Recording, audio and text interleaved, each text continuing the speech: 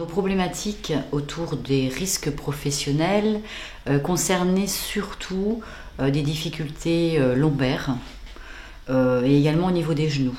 Alors les solutions que nous avons pu mettre en place ont été déjà portées, et ça c'est important de le dire, par notre réseau de maisons de retraite, donc auquel nous étions attachés à cette période-là.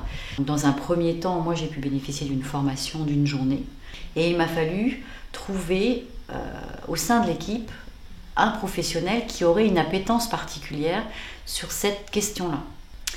Alors, à ce jour, les moyens qu'on a pu mettre en place sont quelques outils de type de nouveaux chariots de soins pour les aides-soignantes parce qu'elles avaient les épaules trop hautes avec les anciens chariots. Nous avons également pu aménager la buanderie. Par exemple, nous avons des bacs à fond remontant, ce qui évite à la lingère de se pencher la tête complètement dans le fond du bac pour attraper le linge sale.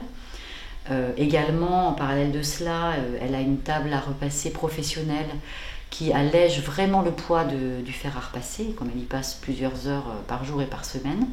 Nous avons pu acquérir une chaise de douche qui se positionne à différentes hauteurs, avec également différents éléments sur cette chaise qui nous permettent vraiment de nous installer, en tout cas à l'aide-soignante, de s'installer dans la meilleure position de confort pour elle. Et bien sûr, ensuite pour le résident, ce que l'on en retire aujourd'hui, c'est que notre accidentologie a vraiment chuté.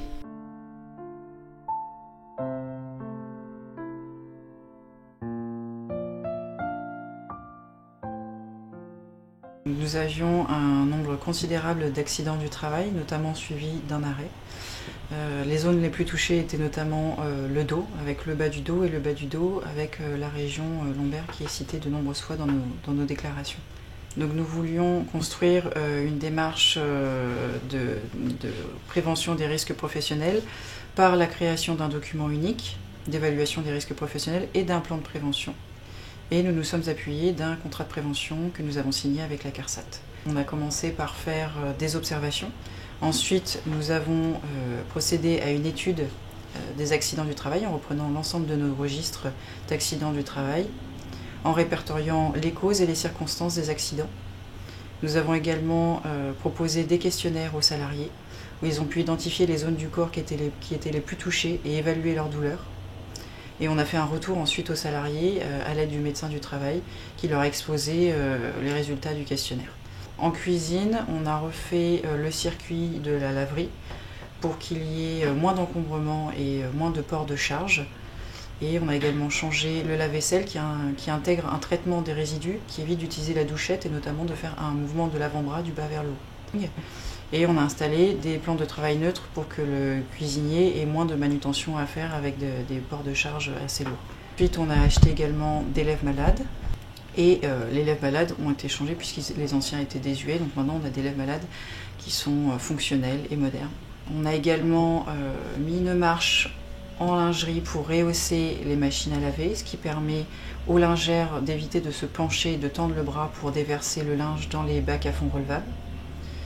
Et nous avons également changé tout le mobilier de la salle de restaurant en prenant des tables à pied central, réglables en hauteur, et des chaises à roulettes qui peuvent s'encastrer à mi-hauteur, ce qui permet de mobiliser plus facilement les résidents et notamment de mobiliser le mobilier de la salle puisqu'il faut régulièrement bouger les tables de place pour faire le ménage.